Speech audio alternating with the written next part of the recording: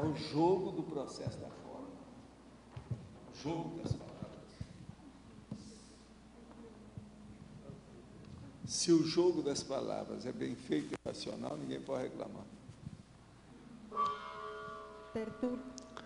Meu boa tarde aí para todos. Hoje nós temos a comunicação modular dentro da comunicologia, que é o estilo das abordagens panorâmicas, mega abrangentes, diversificadas, conteudísticas e formalísticas, empregando pensenes módulos, com sinônimos, analogismos, conceitos conjugados, binômios, interações, aproximações simples e interrelações nas pesquisas e múltiplas formas de comunicabilidade da consciência lúcida, universalista, na condição autorreconhecida de cidadã supranacional, multinacional, multidimensional, autorrevezadora, pluriexistencial.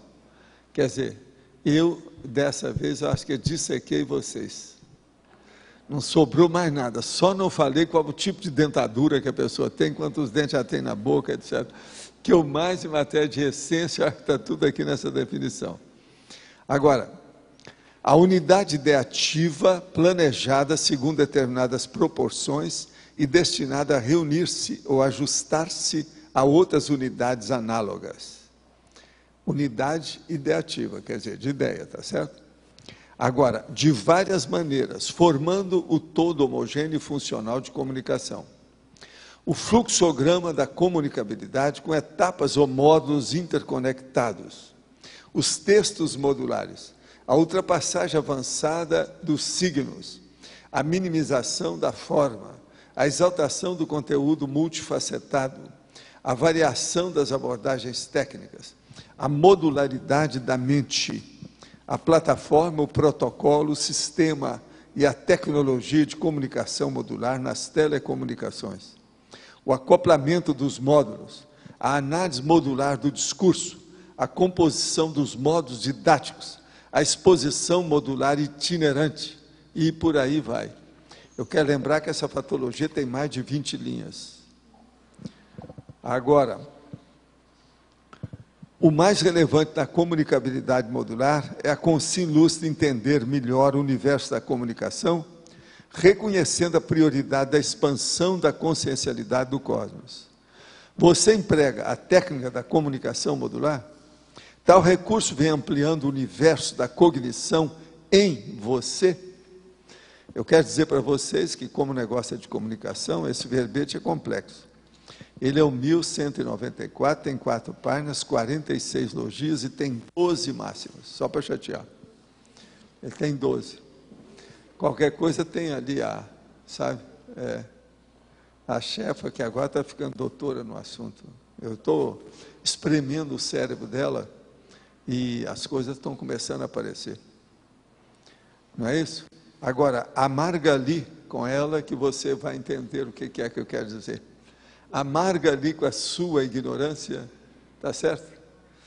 Quando eu falo amarga ali, não é você que é ignorante, é a dela. Aqui, amarga ali com a sua ignorância para você aprender alguma coisa. Tá certo? Agora, veja, ela é a deusa Minerva, tá certo? Então, não me enerva com isso, tá certo? Ah, já achou? Ela é doutora no assunto. Estou assistindo uma pessoa que foi diagnosticada com câncer. Tem períodos que ela fica muito ansiosa, aumentando o medo do que vai acontecer no futuro. Tenho conversado com ela para que possa usar a racionalidade e colocar as coisas em perspectiva, desdramatizando a situação. Gostaria de saber se o arco voltaico pode ajudar e se existe algo mais que poderia fazer para ajudá-la. Escuta aqui, você, Estela Tertuliano.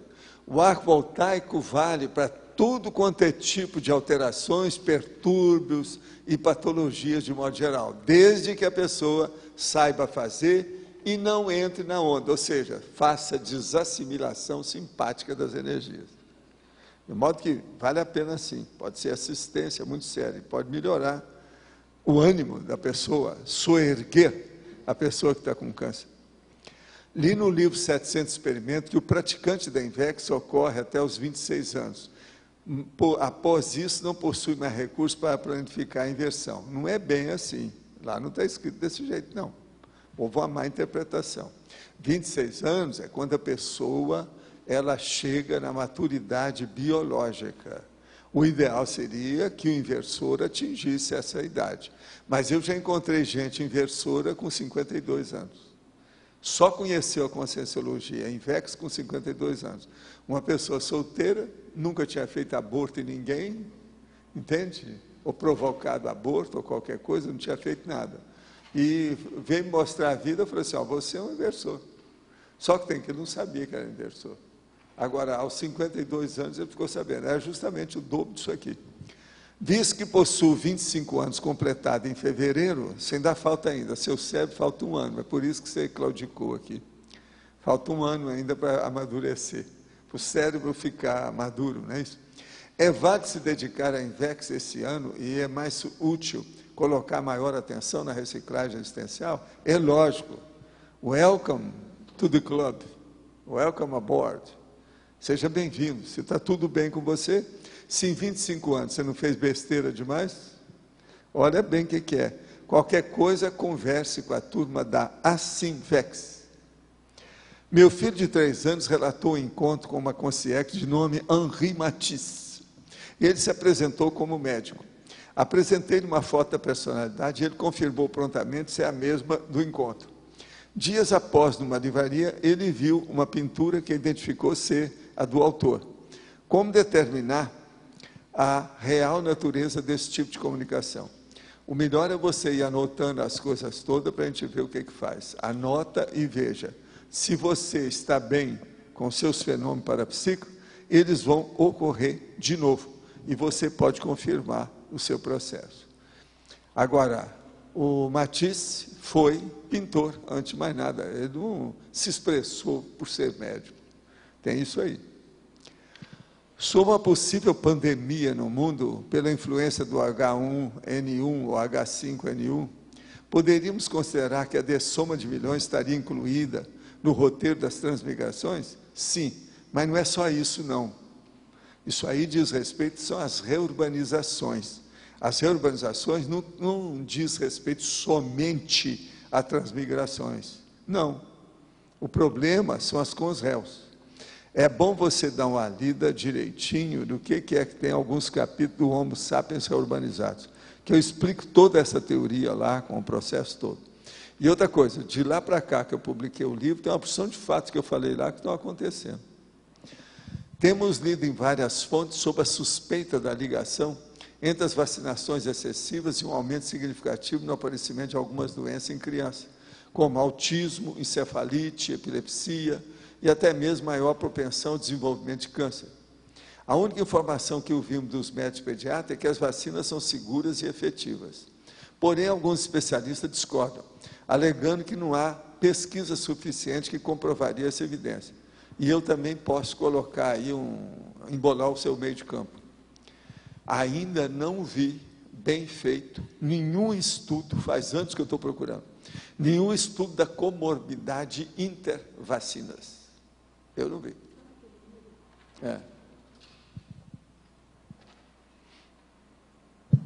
Aquele livro, 100 anos de mentira, do Fitzgerald, ele fala alguma coisa sobre vacina, que tem um elemento na vacina que é muito perigoso para a criança.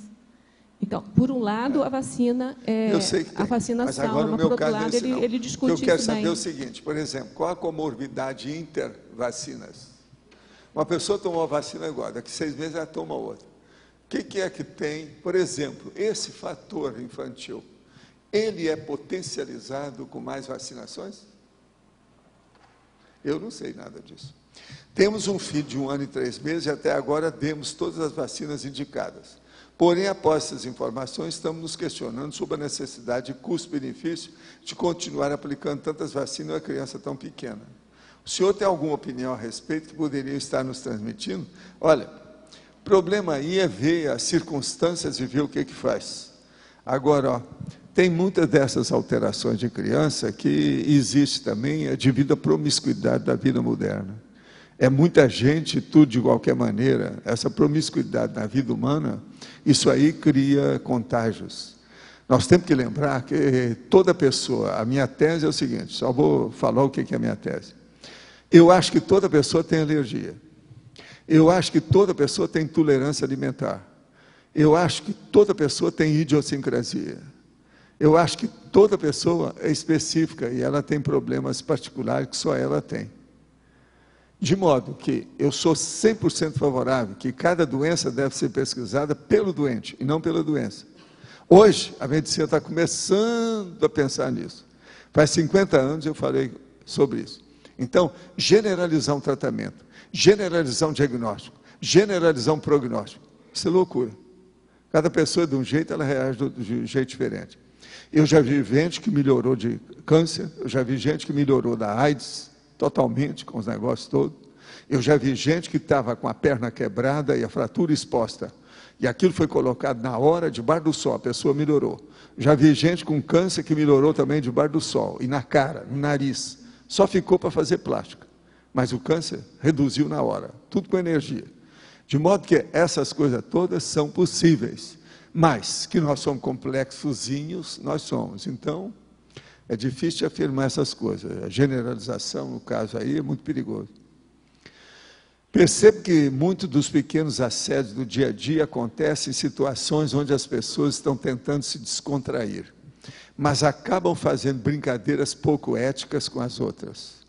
Qual a maneira mais cosmoética de agir em um local de trabalho onde o humor das pessoas é sempre sarcástico? Que tipo de comunicação ajuda mais no caso de ser alvo dessas brincadeiras desconcertantes? Como podemos demonstrar às pessoas que essa não é a melhor forma de humor, sem ser considerados agressivos ou mal-humorados? Mostre maturidade para essas pessoas, para elas não fazerem de você um João Bobo. O problema todo é esse. Agora, mostre a realidade. Mesmo que se falar que você é uma pessoa mais casmurra, mais sério, mais ponderado, mais austero, não interessa. É preferível isso do que bancar o João Bobo. O João Bobo, você vai entrar no assédio das outras pessoas. É o chamado heteroassédio gratuito. Você entra nisso. Agora, ó, o ambiente nesses lugares geralmente é negativo. Quando tiver, fala com os chefes, todo mundo junto, para o chefe saber, olha, isso é contra nós aqui, é contra o ambiente desse trabalho. Vamos melhorar isso aqui, melhorando a nossa convivência. Hoje em dia, já tem até uns setores que chama setores de convivência das pessoas. Mas não é para fazer brincadeira sarcástica, ou criar problema desse jeito, isso é loucura. Um ambiente de sarcasmo, não vale a pena a pessoa trabalhar, seja o que for que ela esteja fazendo, isso é negativo. Não tem assistência no lugar desse, isso não é bom. Sobre a vacina, queria falar minha experiência que eu tive com meu filho, que quando ele era bebê, ele nunca tinha tido gripe. Aí o médico indicou para vaciná-lo com a influenza, na época era uma vacina super cara contra a gripe. E eu lembro que depois disso, meu filho ficou 1 ano gripado. Ele nunca mais conseguiu se curar. Fiquei quase 1 ano e meio tratando dele diretamente. Porque ele passou a ficar gripado toda hora. Eles começaram a fazer vacina para pessoas de idade, terceira idade, meu caso. Então, eu sempre evitava. Aí, vários amigos meus me pediram, Valdo, é bom você vacinar, que está dando muito aí, por causa da idade, isso aí pode abater suas forças, que não sei o que, fraqueza. Eu vacinei. Fazia anos que eu não tinha gripe. A partir daquilo me deu resfriado. E outra coisa, eu falei assim, essa vacina vai dar resfriado em milhares. Eles começaram a rir de mim. Dias depois começou a aparecer o povo falando, tudo quanto é lado. Aí apareceu na televisão, mostrei para eles, olha aqui, ó, está aqui. Apareceu no jornal. O que eu falei, olha aqui, ó, está vendo?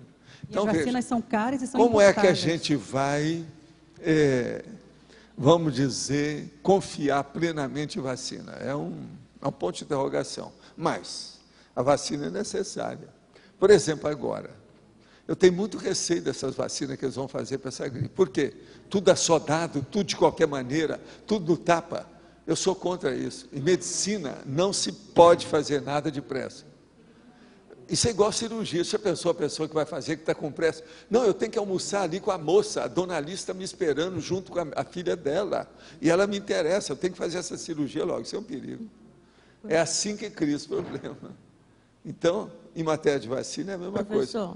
Vacina tem que ir devagar. Professor Valdo, quando eu terminei o curso de homeopatia, né, que eu fiz como professora, né, o meu professor Moreno, até que o senhor tem a coleção lá no Lociclo, ele falou que nós não deveríamos tomar a vacina. Quando eu terminei, estava saindo as vacinas. Ele falou que não aconselhava nenhum aluno. Ele é professor da Universidade de Viçosa. Sei, mas eu não acho que deva ser assim, não. Tem vacina que é necessária, sim. Essa vacina do estudar idoso, com calma, a vacina cada do vacina idoso, é uma vacina. Ele falou para não tomar.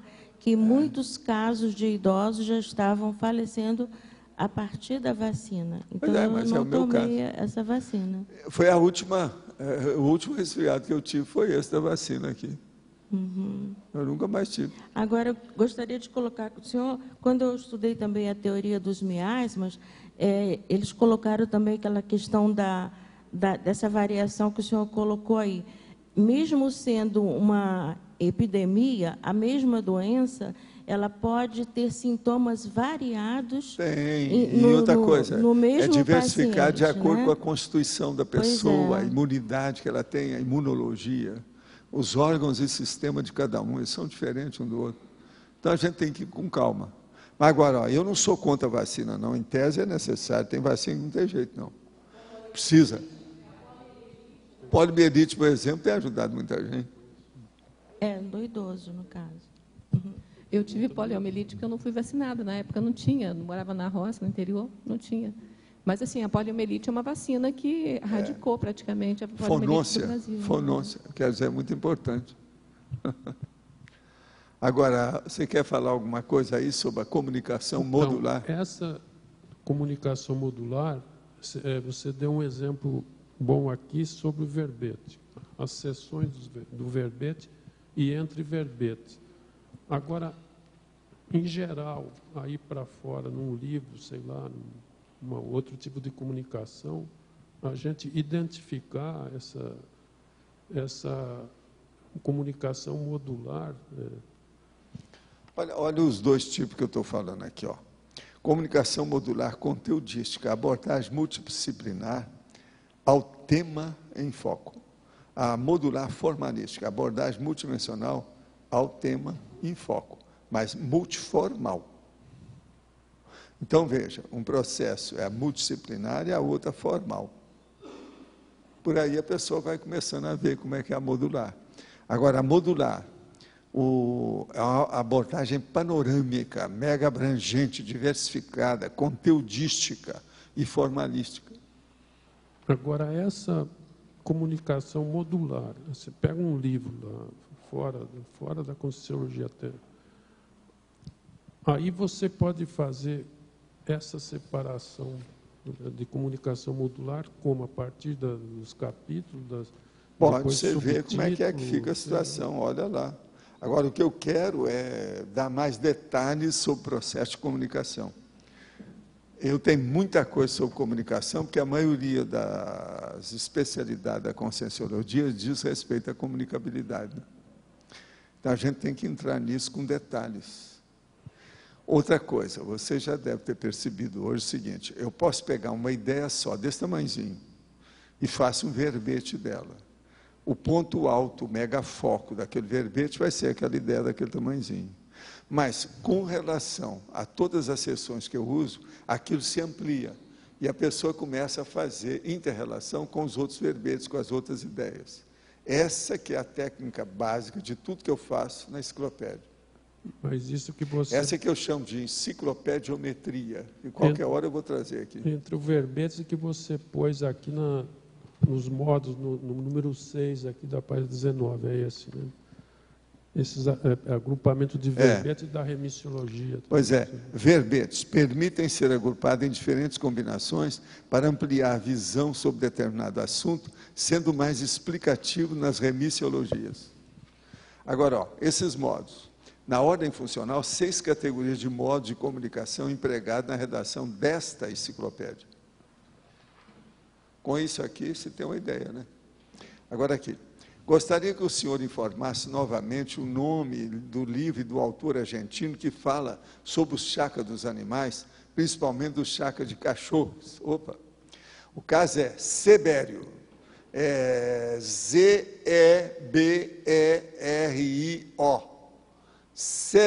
Zeberio. Olha isso. É só procurar que o nome dele já fala em chakra, lá os negócios todos é sobre chakra. Se procurar o Zebério, a pessoa chega lá. Qualquer coisa é só vir aqui e olhar na holoteca que nós temos o livro dele.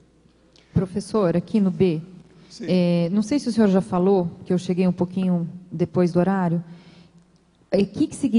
o que seriam pensenes módulos? Na definologia, o senhor menciona pensenes módulos. O senhor poderia falar um pouquinho sobre isso? Os pensenes módulos são aqueles pensenes modulares, quer dizer que serve para uma coisa, que serve para outra, que você modula e coloca onde você acha que deve. Na questão, por exemplo, de abordagem, de pesquisa, de investigação, há muitas pensenes assim, são as ideias que servem para isso e para aquilo. E que, às vezes, elas extrapolam aquela técnica que você está usando para pesquisar. Então, na questão da comunicação, é a mesma coisa. A comunicação que, às vezes, vale a pena, por exemplo, a hora que você casa os seus pensenes de comunicação com o problema, por exemplo, de promoção, de propaganda, de publicidade. Entende o que quer dizer? Então, por exemplo, o pensene módulo que nós usamos aqui. O online é isso. A hora que eu viro para vocês e falo assim, olha, a gente pretende ainda colocar essas 2 horas de tertúlia diária na radiofonia, fazer um programa de rádio. E se amanhã aparecer algum bom convite, a gente vai participar de uma rede de televisão. Tudo são pensenes módulos. São os tipos de mídia que nós usamos, que eu acho que nós devemos usar 4. Nós estamos usando 2. Hoje mesmo eu dei uma entrevista para um senhor que está fazendo uma antologia sobre o povo do Paraná. Ele já fez um volume, agora vai fazer o segundo. Nesse volume ele está querendo incluir a minha pessoa lá dentro. Eu falei com ele, ó, se você quer espantar a passarina, aí ainda vai, aí eu sirvo de espantalho. Que é um monte, o primeiro livro ele me deu, está lá embaixo. São dezenas de pessoas do Paraná. É o bicho do Paraná, vocês sabem, eu virei um bicho do Paraná, né? Hoje. Eu já estou aqui trabalhando desde 95, estou morando, residindo, sem sair daqui faz 10 anos. Eu sou bicho do Paraná. E eu é que escolhi vir para cá, quer dizer, eu dou valor para isso. Por exemplo, a pessoa que nasceu aqui não quer dizer que ela dá valor para o Paraná. O pai dela, a mãe pariu ela aqui. Agora eu não, eu fui parido em Minas Gerais e vim para cá, quer dizer, eu dou mais valor para o Paraná do que o povo pensa. Está certo? Então, isso tudo é importante, é processo de comunicação. A minha comunicação com meu parceiro, marido, parece ter se extinguido. Eu tento colocar a ele a necessidade de mudanças na postura do nosso relacionamento e com nossos filhos, porém ele se mostra completamente não receptivo. Devo continuar investindo nessa união? Preciso esclarecer que iniciei essa união de maneira errada, tentando resolver um débito de existência anterior. Agora sinto a necessidade de resolver essa questão de maneira urgente nessa existência atual, não é isso? O problema é o seguinte, vamos clarear isso aqui. Primeiro, vamos saber, você tem o seu marido, mas tem seus filhos, não é isso? Esses filhos, qual é o menor, a menor idade? Ele é dependente ainda? Se for, não é bom você ser separado do seu marido. Por exemplo, o menino tem 7 anos, tem 10 anos, ele precisa do pai. E é bom, o divórcio prejudica mais, não é nem a mulher nem o homem, são os filhos. Então, veja bem, se ainda tem filho pequeno, aguenta aí, não divorcia não. Essa é a única coisa que eu posso falar, o resto a gente teria que estudar com calma. Por exemplo, ele não bate em você. Se bate, você deve pedir divórcio independente dos filhos. Antes que aconteça uma tragédia amanhã, porque aí vem a Cross Jordan, os médicos detetives e o Law and the Order. Então é preciso de afastar desse povo. E outra coisa, pode criar também o Monk, né? Tudo é possível, né? Por causa do processo né? Então é bom evitar isso. Não vamos entrar nas séries da televisão, tá certo? Evitar ao máximo. Mas o que você queria dizer? Na página 18, que é da fatologia, a terceira linha da página 18, é a compreensão refinada dos contorcionistas. A compreensão refinada dos contorcionistas mentais somáticos. São as pessoas que fazem a fabulação, que fazem a dogmática, que fazem a mentiraria, que fazem um monte de nome chamado, por exemplo, factoide, que faz tudo quanto é tapiação do ficcionismo. Para mim, toda pessoa que faz ficção pela própria ficção está nisso aí. Não interessa quem. Então, a literatura, a maioria entra aí dentro. A poesia também, a maioria entra aí dentro. Isso é a minha opinião, né?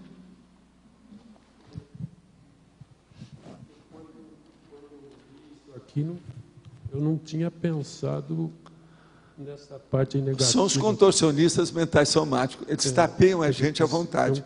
Por exemplo, aquela pessoa que chega e fala assim, meus filhos... Quem é que fala assim? Padre, mas... Se de falar que é um bispo, arcebispo, ou qualquer coisa. Meus filhos... Caríssimos irmãos, fala assim. Como é que fica? Caríssimos eu sou de irmãos. Hollywood, né? Vocês esqueceram que eu sou de Hollywood. Então o negócio não é fácil. Agora, veja, isso é a melifluidade, uma pessoa melíflua. Meus irmãos... E tem aqueles caras que ainda falam assim, meus irmãos em Cristo... Não é desse jeito? E outra coisa, geralmente eles estão numa tribuna. Aí, se eu sou obrigado a ficar lá, começa a me dar uma dor de barriga. Daí a pouco eu tenho vontade de vomitar. Você está entendendo? Pelo seguinte, porque a melifluidade, ela é um vomitório, ela faz você vomitar. Uma pessoa que está mais ou menos equilibrada, se ouvir muito aquela pessoa, está perdido. Agora, ó, já teve gente que já tentou ver se melhora esse modo de comunicação da padraiada, mas eles ainda não resolveram até agora. O sacerdote não consegue fugir disso. Entende? Da melifluidade. Agora, isso é criado pelo convento, com a situação toda. Já teve gente que andou estudando isso tudo. Agora, veja, como eles precisam de fonoaudiólogo. Teve uma dona que era fonoaudióloga lá no Rio, que uma vez eu falei com ela, por favor, vai lá no convento, São Bento, com aquele povo lá, conversa lá com a turminha, e depois que você conseguir tudo lá, leva umas rolas de garrafa aí para o povo e tal, acerta lá a situação, vai para São Paulo, que São Paulo é pior. Naquela ocasião havia uma pessoa em São Paulo, que era o arcebispo, que era de morte. Ele era tipicamente, todo o nível era esse. Você sabe disso que você veio de lá, né? Dos meus irmãos.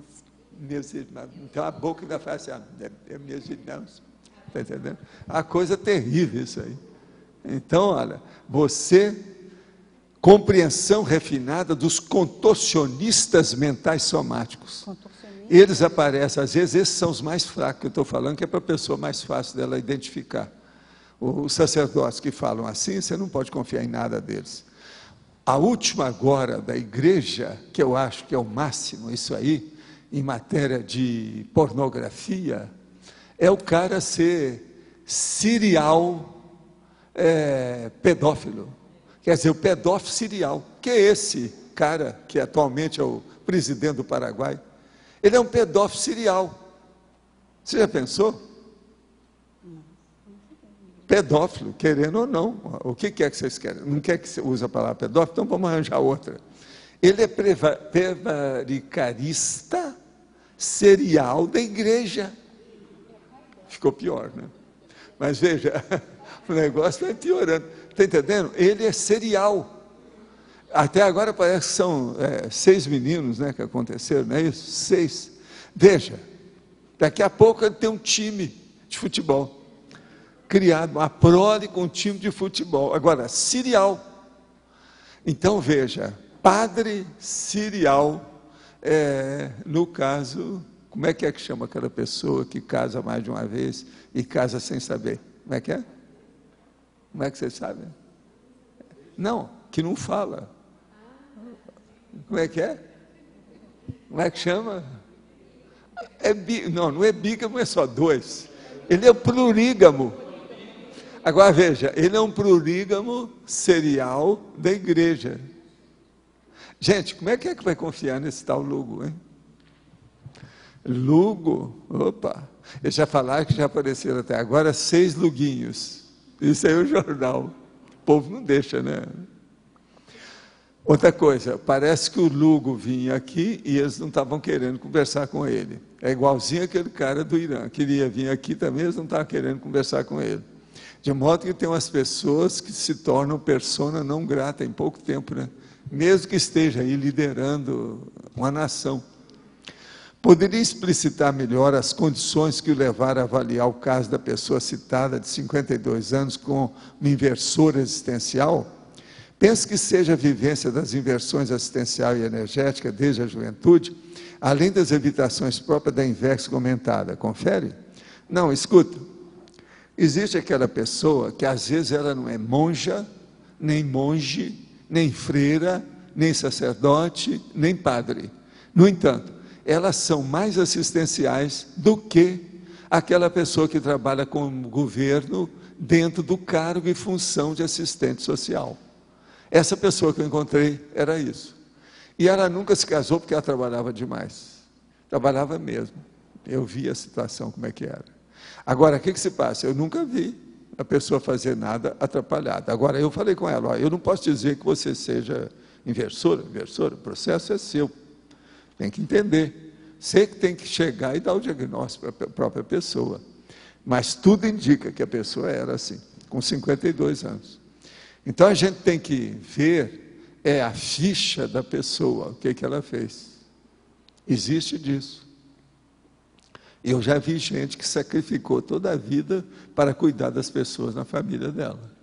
A pessoa não se casou, ela até se apaixonou uma vez por um homem, uma mulher, mas ela foi dedicando para o povo que estava doente da família, milhões de gente, e acabou.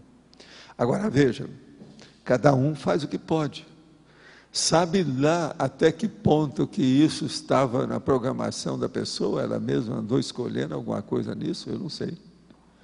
De modo que cada caso a gente tem que estudar com mais calma, né? Para ver. Valdo, Sim. você falou que o contorcionismo é negativo, né? É sempre o contorcionismo mental somático, ele é sempre negativo, é sempre... Porque eu tinha visto essa coisa aqui Escuta, como você já viu falar o entendeu? contorcionista mental somático? Existe aquele que é o alpinista social. Você já viu falar também? Alquimista? Alpinista. Alpinista social é aquela pessoa que vai cotovelando todo mundo da sociedade para alcançar cargo cada vez superior. Está cheio disso em Brasília. São os alpinistas sociais. Ali os alpinistas sociais da política. Agora, e os contorcionistas também. Por exemplo, esse presidente do Supremo Tribunal Federal, ele é isso aí. Ele é totalmente, estou dando um exemplo bem bom, contorcionista mental somático. Esse cara é. Foi esse que colocou o povo na rua, que tirou a gente da cadeia lá, que todo mundo é desconfiado com ele, aí, o povão. É esse que brigou agora com o outro lá, que era bom, etc., no Supremo Tribunal, é o presidente atual. Agora veja, isso é jurisprudência no Brasil. Se não é jurisprudência, tem contorcionista, pensa bem no resto. Agora, ó, o advogado, pela própria profissão, às vezes ele tem que ser contorcionista. O que é a defesa de um réu lá no tribunal? É um contorcionismo mental. Está entendendo? Aquele jogo que tem. Qualquer coisa, leia, veja a série dos Law and Order. Lei e ordem. Que lá tem um processo do tribunal com o povo todo. O que é que eles fazem para chegar lá? E a defesa disso e daquilo. Vale a pena ver para a pessoa entender o que é o contorcionismo. Valdo, aqui está contorção, seria uma torcedura. Ela faz uma torcedura mental somática. Sim. Acho que nesse sentido. Agora, o contorcionismo é aquela pessoa que coleia. Então, é aquilo que a mulher, por exemplo, que é a derrubadora de homens, ela é a serpente, ela é serpentina. Está entendendo? Ela coleia. Então, o contorcionista é justamente isso. Por exemplo, você já pensou um casal que o homem é o contorcionista mental somático e a mulher é a serpente coleante, derrubadora de homens? Eu já vi isso. E os dois eram advogados. Em matéria de dupla, essa talvez tenha ganhado vários quinaus ou vários copos na corrida do processo de dupla de casados. Um negócio de doido isso aí. Mas fala. Professor, na página 17, na fatologia, linha 4, de cima para baixo. A ultrapassagem avançada dos signos seria o conscienciês? Sim. Aí, no caso, sim. Quer dizer, quando você começa a ultrapassar apenas a forma. A estratificação de... Isso. Saindo fora do vulgar. Aquilo que está muito dentro do convencionalismo. Você sabe, eu sou favorável às convenções até um certo ponto, mas não sou sempre. Eu meto o pau nesse negócio de convencionalismo. A hora que vem o tradicionalismo demais, fica jurássico. Aí é megatério. Está entendendo? É dinossauro. São os auros e os térios. Hoje eles chamam isso, que é o triássico. Áureos e térios. Eu não sei se o Roberto aí, ele é que é o especialista nessas coisas. Auros e térios. Esses são os problemáticos. Que é o sufixo que dá o nome desses bichos do Triássico. Eu gostaria ainda, se fosse possível, ainda na fatologia, de cima para baixo, na terceira linha, a catálise do mega discernimento.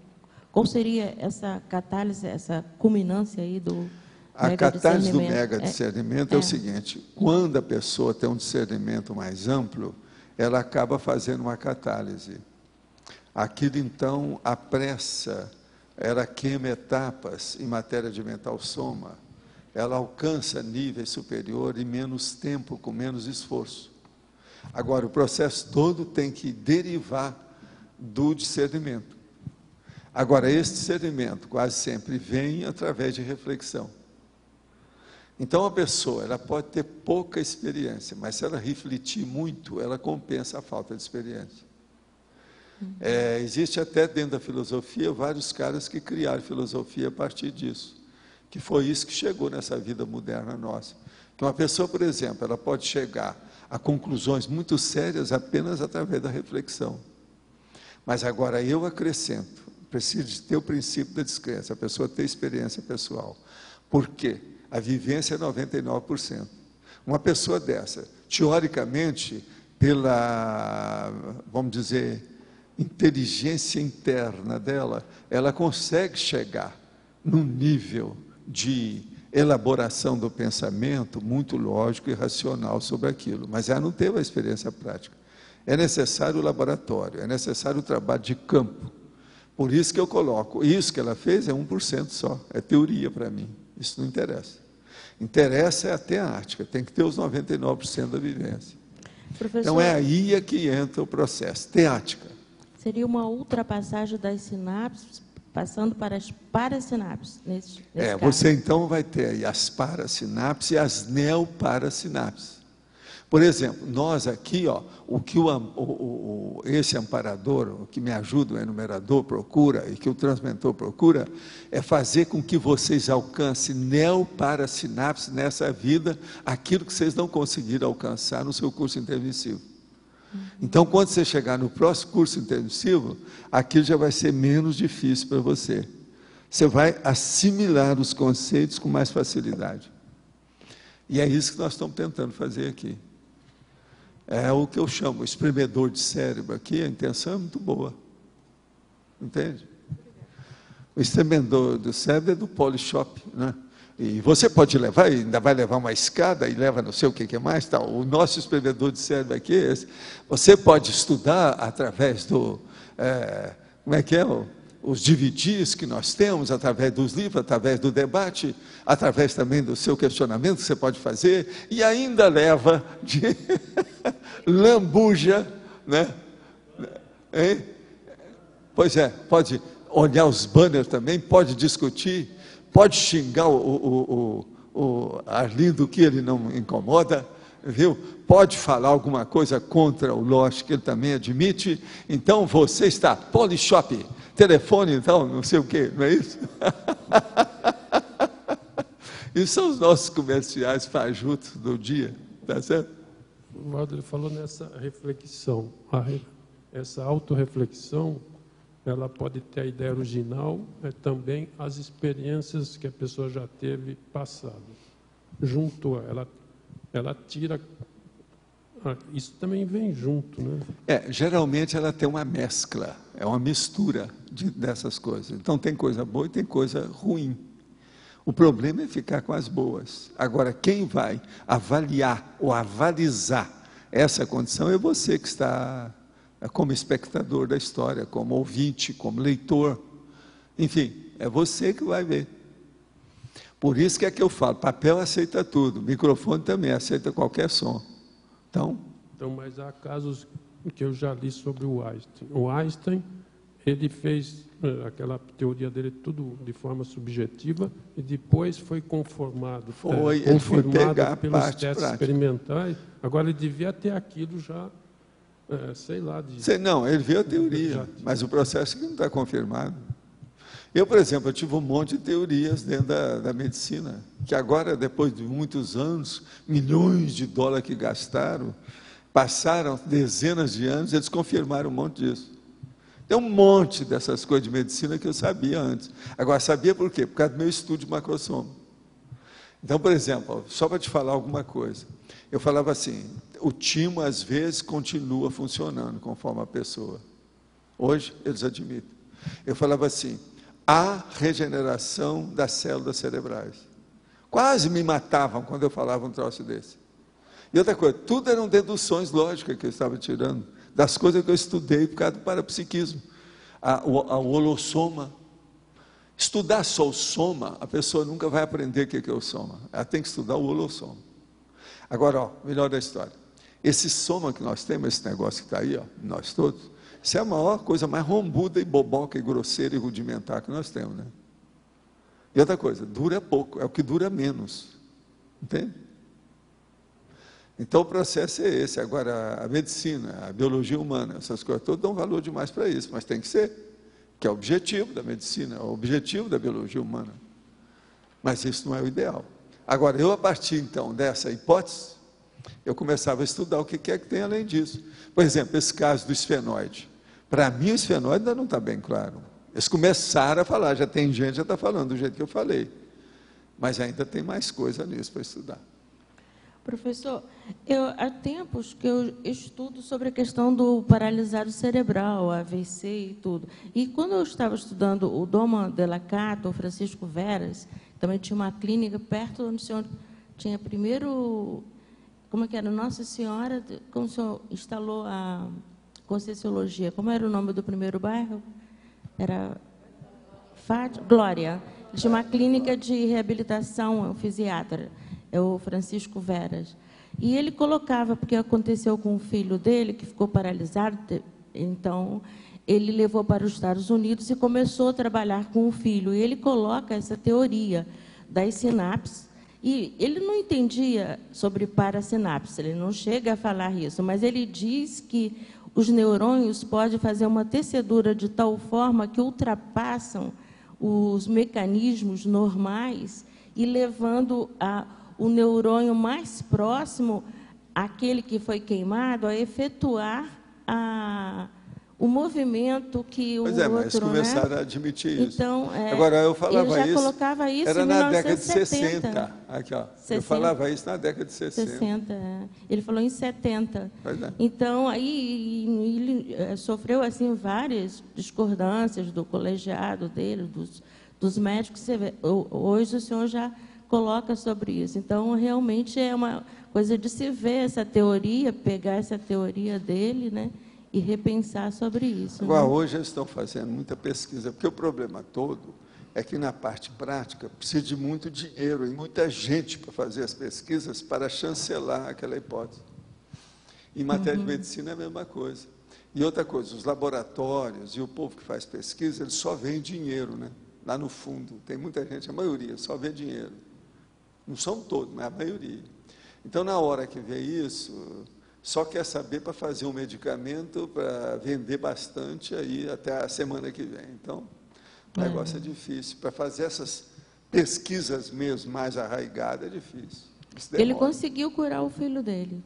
O filho dele, jovem, por exemplo, já era há médico. coisas que ainda não estão bem claras. Você quer ver uma coisa que não está bem clara? Que eu já falava isso também na década de 50. É o processo, por exemplo, é o oftalmológico que as pessoas têm. As pequenas forias e as grandes forias que existem. Isso ainda não está bem estudado, não.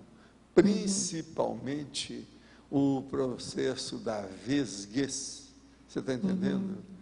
O zarolho, esses nomes todos que o povo dava antigamente, você está entendendo? Que hoje tem vários nomes técnicos para essas coisas todas. Eu acho que isso ainda não foi bem estudado em relação à neurociência. Agora, eu acho que com a neurociência que saiu agora, que é melhor do que a neurologia antiga, eles vão chegar nisso. Então, por exemplo, o estrábico, ele vai ser mais estudado. Então, por exemplo, quais são os níveis de estrabismo que alteram o processo cortical e que cria problemas de elaboração de pensamento? Eu vi isso muito cedo em amigos meus, entende? E esse processo de estrabismo, por exemplo, o caso do homem, por exemplo, que é Camões, que tem um olho só, isso tudo cria problema cerebral muito sério devido aos dois hemisférios cerebrais. Agora, veja, na década de 50 eu já falava isso. Falei assim, ó, o povo ainda vai caminhar para estudar isso aí. Hoje já tem gente, está começando a ver, mas eu acho que ainda tem muita coisa obscura. O estrabismo ainda não está muito claro, não. Tem muita coisa para ser vista, Tem. né? O cérebro... Agora, conforme o tipo da alteração, a personalidade, ela tem características de reações bem específicas. Se for examinar esse cara que foi lá presidente da Argentina, a hora que ele apareceu, que eu vi o jeito dele, ele falou assim, ó, esse cara deve ter algum problema de manifestação social, alguma coisa nele. E tinha. Eles foram olhar, ele era. Tinha mesmo. Agora, aquilo é o problema. Agora, por quê? A minha hipótese é a seguinte, que o processo do trato olfatório é uma coisa, agora o trato oftalmológico é outra. Então, existe a decussação das pirâmides aí, ó, na base do processo do crânio. Então, um olho com o outro, isso interfere nas questões do occipital, que vão interferir nos dois hemisférios cerebrais. Isso tudo ainda está obscuro para mim. Porque o comando é todo inverso, né? Em todas as situações, né? Então, tem coisa que precisa de estudar nisso aí, mais sério. Agora, por exemplo, quando a pessoa tem um processo de estrabismo, aquilo deve afetar lá dentro. Você está entendendo como é que é? Agora, eu estudei muito isso, por exemplo, pessoas estrábicas que são epiléticas, você está entendendo? E outros que não tinham o olho, que não funcionava. Por exemplo, o próprio Chico Xavier, ele era isso. Eu tinha alguma coisa nesse sentido. Agora, eu fiz uma listagem de pessoas, e depois eu comecei a ver com os outros, tudo confirmava aquilo. Mas veja, isso precisava de fazer muita pesquisa, muita coisa nesse sentido. Na medicina eu tinha dezenas de hipóteses assim, nesse sentido, mas não adiantava. Isso aí era o meu meio, não era o meu fim. A minha finalidade é outra. É meu um investimento objetivo. muito grande, né, professor? Agora, eles estão caminhando para isso. Um dia nós vamos estudar mais o processo da oftalmologia. A oftalmologia sempre me interessou muito por causa da clarividência e por causa do terceiro olho, processo do front chakra. Isso aí é interessante. Esse negócio funciona. Obrigada. Professor, aqui na fatologia, mas na página 18, terceira linha, o senhor fala do entendimento dos erros lógicos. O que é? O entendimento dos erros lógicos. O erro lógico está se tornando um problema para mim, porque eu sempre me considerei uma pessoa lógica, mas... Você chegou à conclusão que... Não, pelo que o senhor fala, tem muito erro lógico. Então, o que a gente pode fazer para estar melhorando isso? Trabalhar com mais lógica, né? Não tem outra saída. É colocar lógica, colocar racionalidade, ponderar, olhar o nível de equilíbrio. E outra coisa, fazer associações de ideias. Quando possível, né? Nem sempre é possível, mas quando é possível. Mas eu me considero uma pessoa lógica dentro da minha construção de raciocínio. O que eu percebo é que a sua construção é diferente, é mais ampla. Pensa sempre além daquilo. Outra coisa, coloca pós-fácil em tudo. Está entendendo? Pense bem. Então, vamos falar noutra coisa para você entender. Nunca pense que o seu bolo está pronto para colocar a cereja. Guarda a cereja com você, que você ainda não chegou lá. Isso é o pós-fácil. Isso eu já aprendi, que eu tenho que imaginar que o outro pode ter razão e não eu, né? Pois eu já mas aprendi. o problema é que tem que ampliar isso aí. É mais do que aquilo. Tem coisa que às vezes você não pensou. Por isso que a associação de ideias é muito importante. Agora, eu vivo fazendo observações das minhas coisas o tempo todo. Eu pedi para o Everton para imprimir aqui 1.310 verbetes. Agora, eu passo isso aqui para a Adriana, quando ela chegar aí, E ela separa tudo pelas especialidades. Isso tudo me ajuda a ter uma visão panorâmica da coisa para evitar os erros lógicos. Evitar, por exemplo, um dos erros lógicos que eu posso cometer aí é eu fazer as coisas iguaizinhas, semelhantes ou idênticas. Eu nunca fiz. E eu sempre tenho que me policiar nisso, porque eu tenho uma facilidade enorme, principalmente depois que você já falou muito sobre determinado assunto, eu sou capaz de falar sobre aquele assunto uma semana inteira sem parar. Então, eu preciso saber o que é importante e o que não é. Agora, existe uma técnica para evitar o erro lógico. No meu caso, por exemplo, estou dando um exemplo assim para você saber. Se eu pegar um argumento que é totalmente original, dentro daqueles que eu já publiquei, eu posso fazer o verbete. Esse aí eu não vou errar nunca, que eu sei que não tem outro igual, porque o argumento é diferente. Então, por exemplo, eu posso colocar todas as outras sessões funcionando com, entende, com convergência para aquilo, mas ele vai ser original, devido àqueles argumentos que eu tenho. Então, um argumento que aparece assim, sem mais nem menos no ar, esse na mesma hora eu tenho que escrever.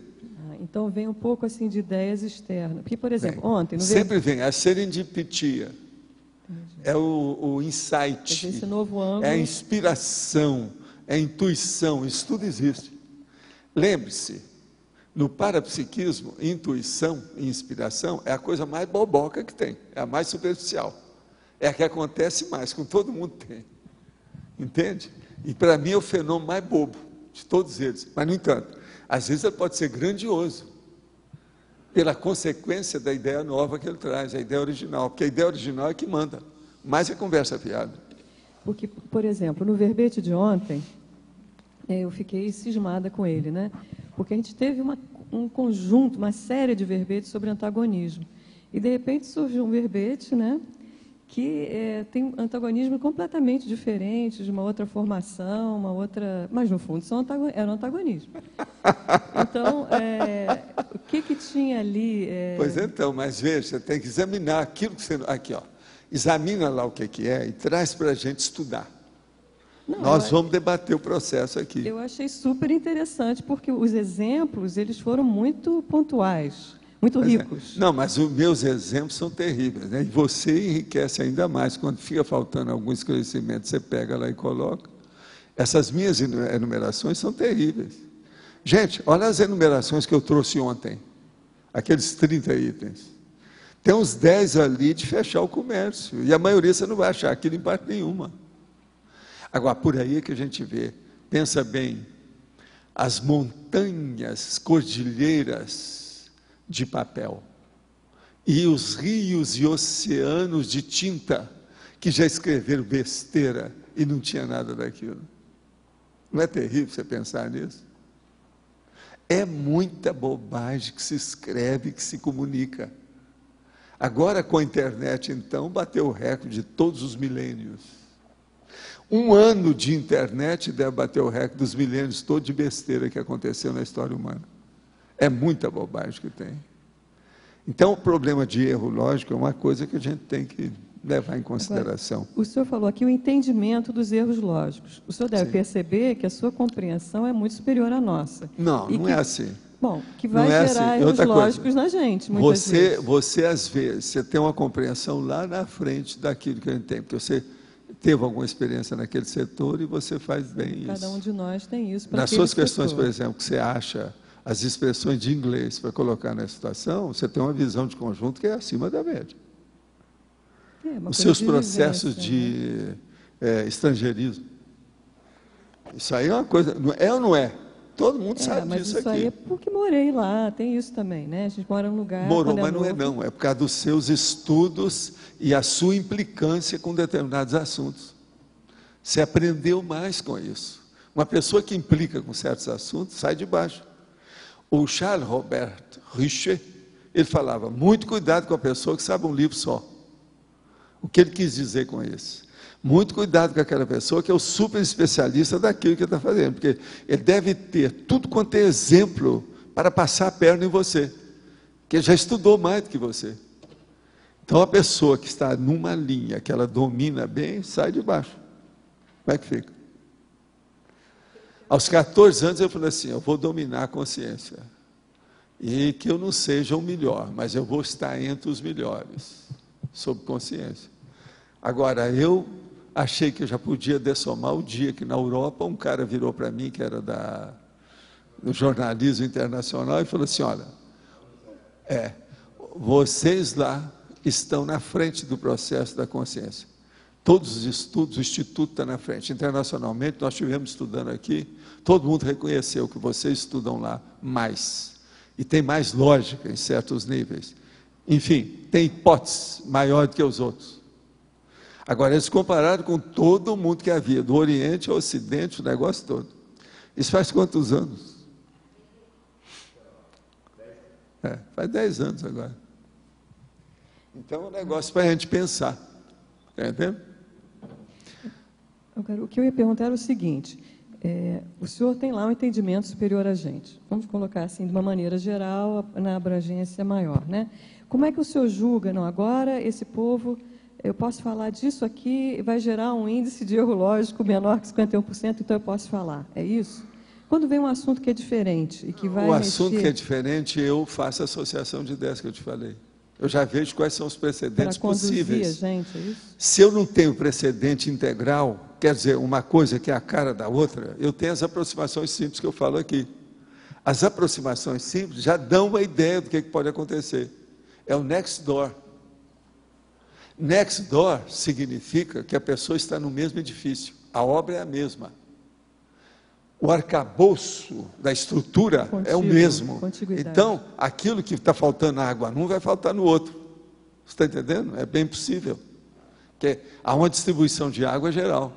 Você entendeu aí? Então, o meu erro lógico, ele às vezes é mais difícil de ocorrer, por causa dos precedentes. Lembre-se, eu sempre quero matar mosquito com bomba atômica. É a técnica da exaustividade. Falou numa coisa, eu quero pensar em tudo que diz respeito àquilo. Não quero saber o quê. Eu penso em tudo. Por exemplo, hoje eu cheguei para cá e falei assim, olha, você fez aí o canil, está muito bom. Vocês viram que tem um canil e que tem uma cadela que é bacanérrima, é uma Alessi que está aí, que é o máximo. Uma simpatia de cadela. Agora, então eu cheguei para ela e falei assim, olha aqui, você agora que já fez isso, eu vou te pedir uma coisa, que é a técnica que eu aprendi em Uberaba, quando eu comecei a mexer mais assim, avançadamente, com esse negócio de veterinária. Tira tudo que esteja possível de cair em cima da cachorrada. Por exemplo, se deixa uma porta, se deixa um pau, se deixa uma madeira, se deixa alguma coisa, se deixa um objeto, ali tem cachorro pequeno, tem cachorro grande. Se cai em cima do cachorro pequeno, aquilo machuca. E outra coisa, cachorro não vê isso. O próprio rabo dele faz, pronto, derruba o negócio todo. Agora, eu aprendi isso foi em Uberaba, isso faz 60 anos. Eu lembrei do meu negócio de canil há 60 anos, falei com ela. Então, veja, ela falou assim, não, você tem toda a razão, precisa a gente ver lá o que é que tem. Dentro de um canil, as coisas soltas, que esteja em pé. A pessoa às vezes arruma tudo bonitinho, certinho, isso é um perigo. O cachorro entra e bate o rabo, pensa bem, você já viu o rabo? Tem rabo que machuca uma pessoa, o cachorrinho fica alegre, começa a mexer assim, machuca o menino que está lá perto. Tudo isso eu já atendi gente assim. Então é necessário ver esse processo do erro lógico. Agora, uma coisa séria. Nunca esqueça, para estudar o processo da logicidade, da profilaxia. Sob certo aspecto, isso que eu falei para a Graça é a profilaxia.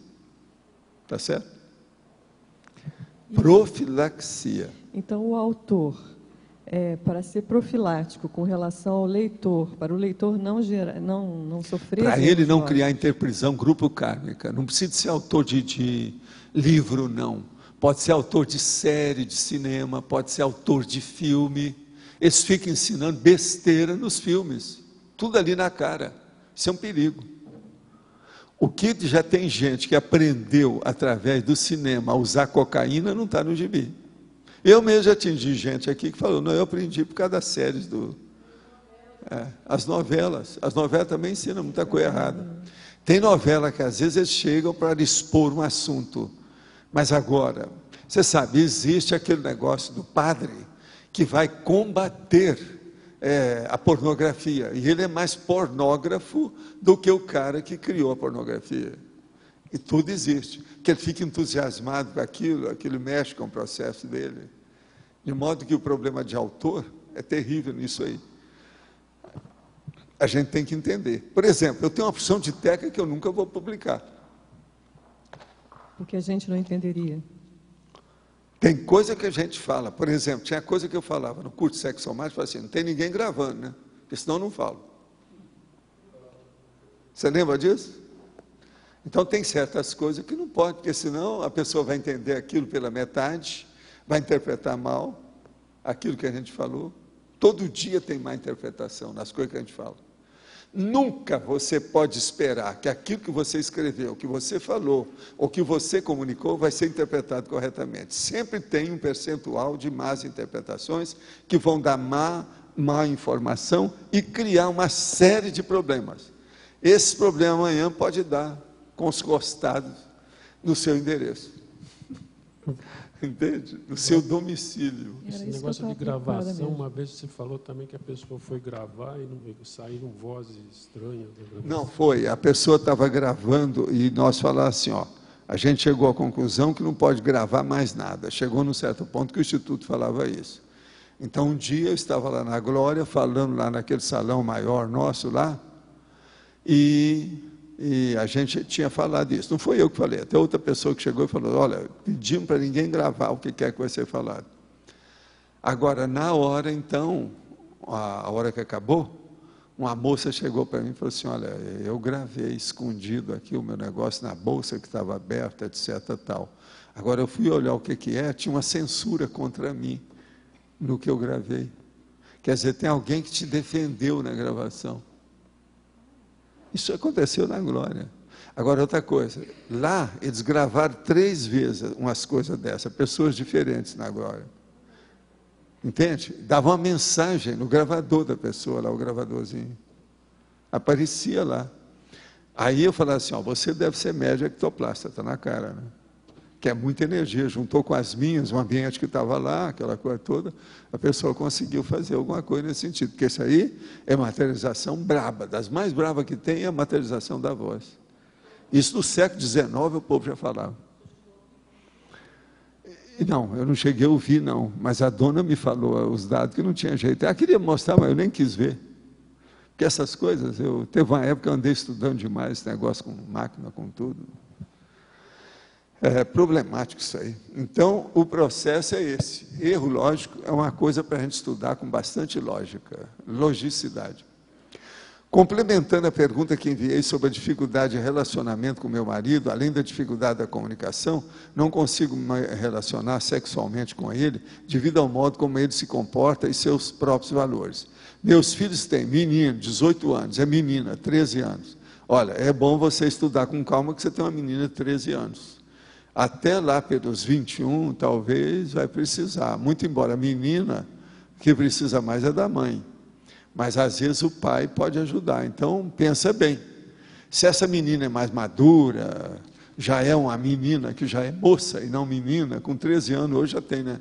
Isso aí já muda de figura. Mas se ela ainda é muito infantil, a mentalidade ainda é muito emocional, como é que fica? Ela é teenagers, 13 anos, não é isso? O negócio é sério, não é isso? É adolescente. Poderia explicar e exemplificar o cultivo apurado da memória ideológica na página 18, Fatologia, final da 3ª linha, de baixo para cima?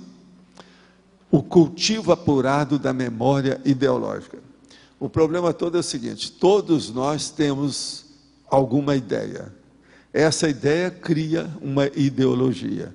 Essa ideologia ela pode ser artística, religiosa, filosófica, científica, política, sociológica, antropológica, entende? Depende do que é. Agora, o que se passa? O que eu estou falando é o seguinte, o cultivo apurado da memória ideológica. A sua memória, dentro desse nível da sua ideologia, você cultiva adequadamente? Por exemplo, qual é a minha ideologia? A minha ideologia chama-se consciencialidade, conscienciologia. Agora, veja, eu cultivo de modo apurado o meu processo da consciencialidade? É o meu trabalho na minha vida. É o que eu estou fazendo. É isso que eu quero chamar a atenção. Por exemplo, qual é a sua ideologia? Ela vale a pena ser cultivada? Vale a pena você enriquecer a sua memória a respeito dessa ideologia? Então, a ideologia é o conjunto ideativo de ideias que uma pessoa tem para formar a sua personalidade intelectiva, ou intelectual, ou a sua condição qualquer.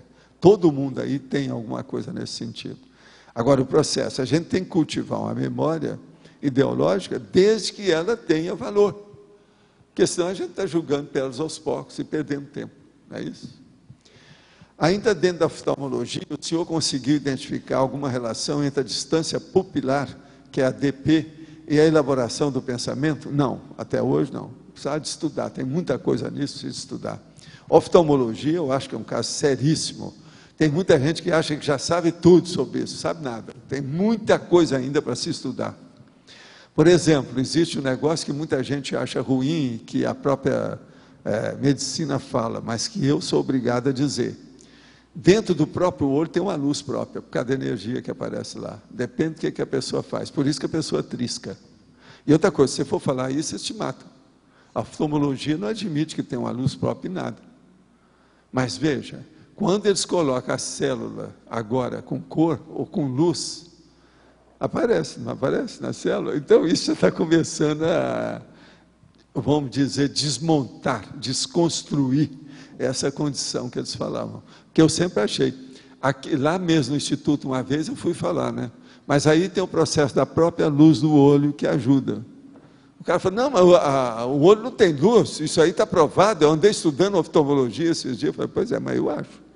Você fica com a sua, eu fico com a minha. Eu respeito muito sua ideia.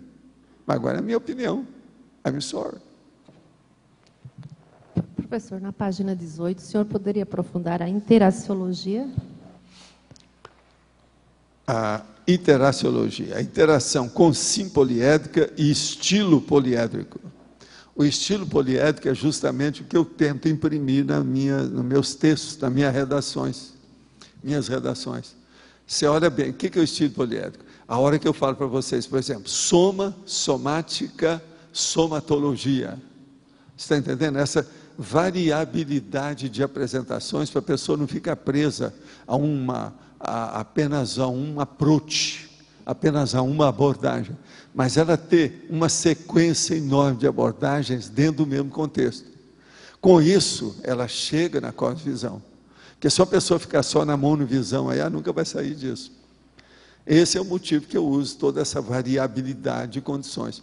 E é por isso que eu faço do jeito que eu estava falando para você, que eu fiz agora esse caso da enumerologia, repetindo o homine, de propósito. Você está entendendo? Entende? Isso aí, então, é que eu estou tentando exemplificar isso com o meu próprio texto. Agora, eu já escrevi muita coisa sobre esse negócio, aquele problema da restauração, ou redimir determinadas palavras que estão prostituídas, envelhecidas, etc. Tal, outras que estão mal aplicadas, que a gente quer reformular, que às vezes não tem outra para colocar no lugar. Então a gente tem que usar aquela que já existe e melhorar a forma dela. Entende? Revisitar a palavra e ressarcir a natureza dela. Entende? Valdo, aqui na página 17, fatuística, fatologia, a antepenúltima linha, a catálise do megadiscernimento. A correlação mais direta que você faz com a comunicação modular seria em função de quê? A catálise do megadiscernimento. O problema todo é o seguinte: nós podemos pensar, falar, comunicar, pesquisar e dedicar nossa vida para a cultura popular ou para uma cultura erudita, a chamada cultura culta e uma cultura inculta. Por exemplo, tudo que diz respeito àquilo que se chama cultura geral, por exemplo, futebol, samba, carnaval, essa coisa, é um processo popular. Então, a linguagem que você vai usar aí é uma linguagem popular. O processo todo é popular, no caso. Agora, quando vem a erudição, você vai sair do psicossoma e vai sair do subcérebro abdominal e vai começar a trabalhar para chegar no corono chakra e no mental soma. Aí entra a cultura mais erudita. A erudita é que leva para a polimatia, que é o processo de erudição. E isso é o caminho. Outra coisa, esse é o motivo que eu insisti tanto com eles para fazer lá a reaprendência e colocar o processo de erudição já com os jovens, dentro da Sinvex. Que esse é que é o caminho que eu acho sério. Agora, veja, eu falo nisso porque isso dá certo. Eu usei isso aí na minha vida. Por isso é que eu tive a maior parte dos meus amigos com 20, 30 anos mais velho do que eu, porque eu discutia no mesmo livro deles. Falava num livro, eu ia debater junto com eles. Agora, no menino, debatendo com os velhos, tudo de cabeça branca. E assim foi a minha vida toda. Veja bem, a hora que eu entrei naquele aquele conselho consultivo aí de uma grande empresa, eu era o mais novo que tinha lá. No entanto, tinha ex-ministra, ex-ministra, não sei o que é. Eu cheguei a dirigir o conselho. Agora, quando eu deixei crescer a barba, eles falaram assim, não, você não precisa disso. Então, eu falei assim, o que eles quiseram dizer, o que eles queriam dizer, é que eu já tinha força presencial sem a barba, que não precisava da barba. Que eu entrei lá sem barba. Era imberbe, está entendendo? Praticamente novo. Então, o que eu vejo aí é esse caso da erudição. Agora, ó, eu tive várias pessoas na minha infância, antes de sair de Monte Carmelo, que me ajudaram nisso, né? A primeira foi a minha mãe. A segunda foi o Vicente Lopes Pérez, que foi o meu preceptor. Uma terceira foi o seu Nhozinho, que era um cara meio doido, e que ele era rábula. E tinha também mais um outro lá, que era um primo nosso, também, que todos eles falaram que era melhor a gente estudar. Agora, estudar assim, num nível maior. Agora, depois, apareceu uma outra pessoa, que foi um promotor, que ele trabalhou como promotor em Monte Carmelo uma temporada. Teve umas férias que eu fui lá, e o meu pai, então, todo mundo ia conversar com meu pai, e eu, quando estava de férias, tinha que participar daquele ágape, que era uma espécie de tertúlia lá, que todo mundo conversava. E esse homem, então, provou para mim também, por A mais B, que eu perguntei para ele, sobre esse processo de erudição, esse promotor. Ele não era bobo, ele era poliglota, sabia uma opção de coisa, e eu gostei do jeito dele. Como eu já estava trabalhando na universidade com aquele negócio todo, isso aí me valeu muito, para eu me dedicar, para levar o processo para a agudez. Você está entendendo? Da perquirição. A agudez da perquirição, que era isso que eu usava na ocasião, que era isso que ele falava. E outra coisa, um negócio que ele falou muito, que eu não conhecia na expressão, ele falou o seguinte, a maioria das pessoas, meu filho, elas voam, mas não pousam. Você precisa ter cuidado nas coisas que você fala, você deve esclarecer tudo e terminar o seu pensamento, porque senão fica parecendo que você voa, mas não pousa. E eu então fui provar para ele essas coisas, todo jeito que eu pensava, tudo aquilo que eu falei eu mostrei com lógica. Ele falou assim, ó, você está no caminho, você agora tem que se dedicar a isso. Então veja, a língua culta é melhor do que a língua popular, sob esse aspecto. Uma pessoa, por exemplo, que tinha a língua culta nesse nível que eu encontrei, que era muito sério, e tinha muita elasticidade, foi o Dr. Pontes. O colóquio dele era altamente rico, o coloquialismo. Você está entendendo? Pela situação dele. Agora, ó, você lembra uma vez que nós estávamos numa tertúlia, que o nosso amigo chegou e falou assim, olha, essas expressões eu só vejo o Valdo falar aqui. Você lembra? O Jarbas. Você lembra que o Jarbas falou isso? Não, tem umas expressões, e ele começou, mas quais são as expressões? Ele falou várias que ele só ouvia eu que falo nessas expressões, mas veja, está tudo dicionarizado, o processo está aí. Então o problema, qual é a parte prática disso mais séria? Se você está anotando aí, isso você tem que colocar. Coloca aí, os 3 dicionários cerebrais. É onde a pessoa vai crescer mais, porque na hora que ela começa a dar valor para o processo mais erudito, oculto, ela vai melhorar o dicionário sinonímico, o antonímico e principalmente, o analógico. Agora, quem é que fala nesse dicionário? Quem é que fala? Ninguém fala. Agora, por que não falam? Porque não tem a linguagem culta. Tem lógica isso? Agora, gente, vocês querendo ou não, devido ao curso intermissivo, vocês têm que caminhar para a linguagem culta. Por quê? O seu próximo curso intermissivo vai ser melhor do que o primeiro. Como é que é? Ô Rafa, não dá para ficar só no gibi. Está entendendo? Tem que dar um jeito. Tem que subir o nível.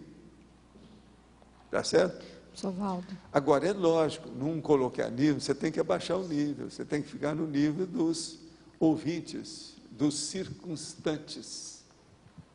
Veja o que eu estou falando. No entorno humano. Sim. Isso tem a ver, então, aqui com o final da fatologia, na última linha, que o senhor coloca o uso teático da cognatologia? É isso que o senhor explicou agora? Essa é a relação? Sim, até um certo ponto, o processo da cognatologia entra nisso. Pode expandir um pouco? Por exemplo, escuta, hoje a Mabel estava lá comigo na hora que eu estava fazendo a minha entrevista. Aí conheci o professor, o doutor Haroldo lá. Agora, o que se passa? Aí ele perguntou quem é que eram as pessoas que trabalhavam, como é que eram. Eu falei assim, não, todo mundo aqui é especializado. Essa moça que está ao seu lado aí, que atendeu você, ela é especialista em etimologia. Ele olhou bem para ela, viu aquilo, fez um comentário breve. Agora, mais tarde, na hora que eu levantei, e ele também, que eu fui mostrar para ele o princípio da descrença, ele falou assim, então você que é etimologista. Ele não esqueceu. A etimologia estava pegando a cabeça dele. Olha o processo erudito. O homem está escrevendo sobre microbiografia de um monte de gente do Paraná. Já tem um livro, ele me deu o livro dele está lá embaixo. Então, vale a pena ver. Eu vou ver se eu trago o livro amanhã para mostrar para vocês, mas primeiro eu quero dar uma lida, o que é que tem, se chama atenção. Tem algumas pessoas que eu conheço lá, inclusive o Pickler, tem lá, eu falei com ele, esse Pickler que eu conheço, o Wilson Pickler. E aqui nesse uso teático da cognatologia, por que o senhor colocou o soma, o energossoma, o psicossoma? Qual foi a relação que o senhor pensou Aonde aqui? que está isso? É na última linha ali da página 17, começa lá, o uso... Aí tem que virar a página. Não, isso eu sei, mas o que mais? Que teático da cognatologia. Pois é, mas o soma aqui, o soma. Eu fiz, na verdade, uma enumeração do processo. Eu queria sobre entender. soma. Entende? Todos os tipos de soma que tem aí, que a gente usa mais. Isso é da cognatologia. Sim, mas por que o senhor pôs eu dei um exemplo. soma... Não, mas tem alguma relação com essa parte teática? Sim, mas é lógico que tem, né? É isso que eu queria entender. O problema todo é que está aí, a comunicação modular. O que é que eu falei? Soma, somática, somatologia. Energossoma, energossomática, energossomatologia. Psicossoma, psicossomática, psicossomatologia. Tudo eu dei os 3 que eu estou usando mais. Os 4 veículos passaram para 12. Tá certo? A minha pergunta tem um pouco a ver com isso, porque, vê assim, a consciência, a produção da consciência é modular. Aí eu queria saber, assim, eu posso dizer que a genética é modular, mas a paragenética não é modular? Até um certo ponto, porque o problema é o seguinte, uma pessoa ela pode até estar dominando o processo da paragenética, por exemplo, o transmentor, ele já começa a dominar a opção de coisa. E aí não tem, não é modular. Ele faz pessoal, o que ele bem entende. É pessoal, é individual, né? Então, a capacidade de aplicação das coisas, ela fica muito rica. Então, isso aí é difícil a gente saber, né? Mas eu penso que sim, bem possível. A maioria, não é isso? Mas que mais? Quem é que está com o microfone aí? Como é que está a situação da comunicação? Eu aqui ainda. É que eu ainda não entendi porque o senhor colocou o uso teático dos cognatos. O que o senhor quer dizer com isso? Eu não entendi. É teático, veja bem. Soma, somática, somatologia. Eu uso conforme a hora um, conforme a hora outro. Na prática, isso funciona. Somática, se eu estou falando de soma, mas do ponto de vista geral, mas um universo menor, é só somática. Se eu estou falando uma coisa ampla, é somatologia, aí já entrou para a ciência. A somática é mais uma condição mais ampla. Agora, a soma é o objeto em si, o corpo humano. Então, é muito variável, a situação é muito diferente. Dá para demonstrar, evidenciar um alargamento de abordagem, só pela palavra. Está certo? Tá certo. Poderia aprofundar na fatologia, na página 18, terceira linha de baixo para cima, a paciência aplicada à cosmovisão dos conteúdos e das formas comunicativas e como se relaciona com o tema central desse verbete. Escuta, nós não estamos falando de comunicação. Uma pessoa ela tem que ter paciência para aplicar na cosmovisão dos conteúdos.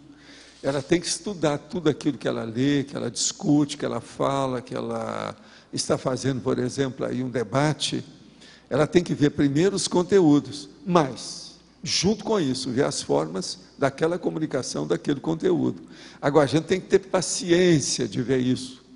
A gente não pode estar, só porque ouviu, você vai engolir na coisa e vai começando a debater, não, vai com calma. Pensa antes, pondera, meça as palavras, meça os pensenes, começa a fazer a medição do processo todo. É isso que eu quero chamar a atenção. E isso exige paciência.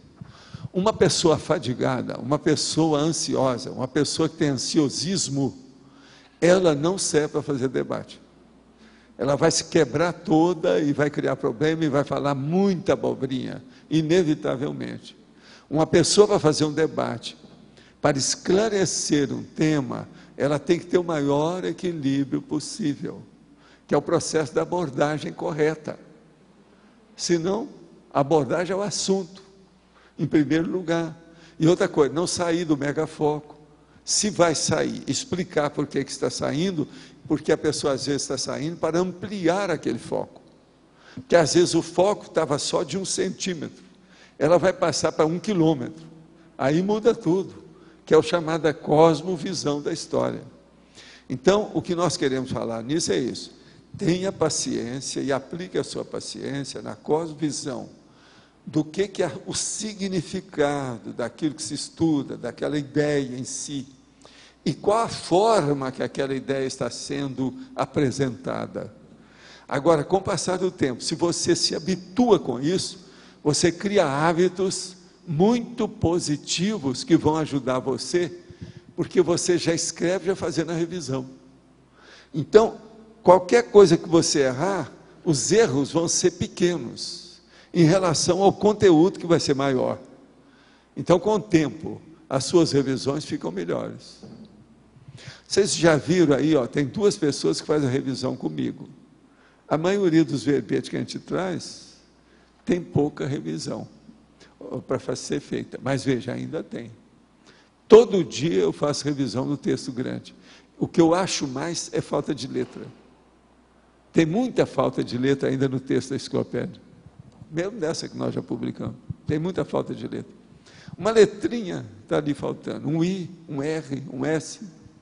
Tem muita assim. A pessoa engole, dependendo da colocação da frase, das palavras da frase.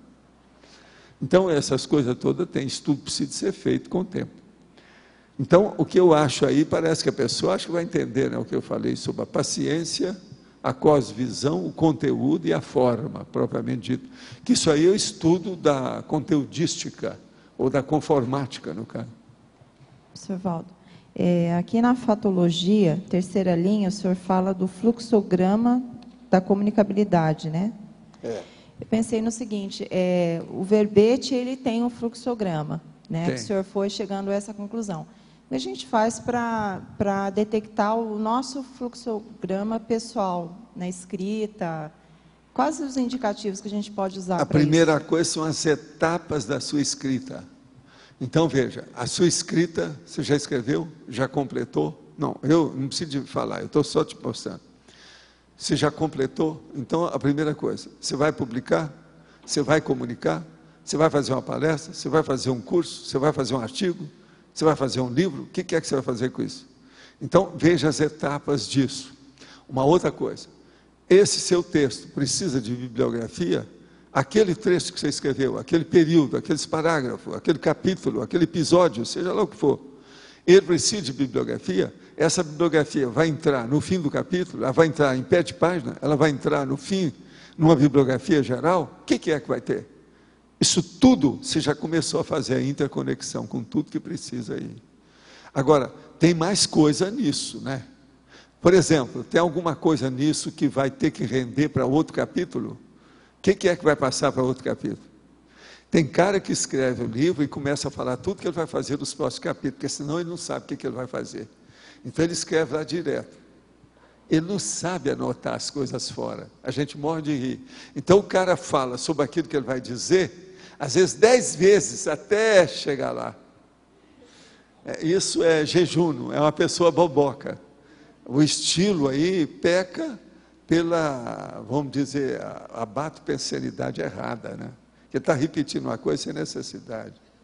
Então, veja, isso tudo é esse problema que você perguntou. O fluxograma da comunicabilidade com etapas ou modos interconectados. Agora aí, ó, e tem mais coisa logo em seguida que eu falo ali sobre esse assunto. Agora, esses módulos interconectados. Tudo que eu falei, eu disse aqui várias coisas. Então, por exemplo, você fez um texto. Primeira coisa, tem a redação do texto. Depois tem você tem que escrever o texto. Depois, você escreveu o texto, você tem que revisar o texto. Depois de revisar esse texto, o ideal seria que outra pessoa fizesse a revisão, porque ela vai ver coisa que você não viu. Principalmente se você escreve muitas vezes, você tem a psicose do revisor. Então é preferível pegar um que seja virgem, que vai ver as coisas que você não viu. Uma outra coisa, você já fez uma revisão de conteúdo daquilo que você escreveu? Esqueça a forma e olhe o conteúdo. Isso também pode, tudo isso são módulos. Modos de apreciação ou de abordagem do texto grafado. Entende? Agora, outra coisa, você já fez um levantamento, por exemplo, dos grafo-pensantes que você está usando para fazer estudo?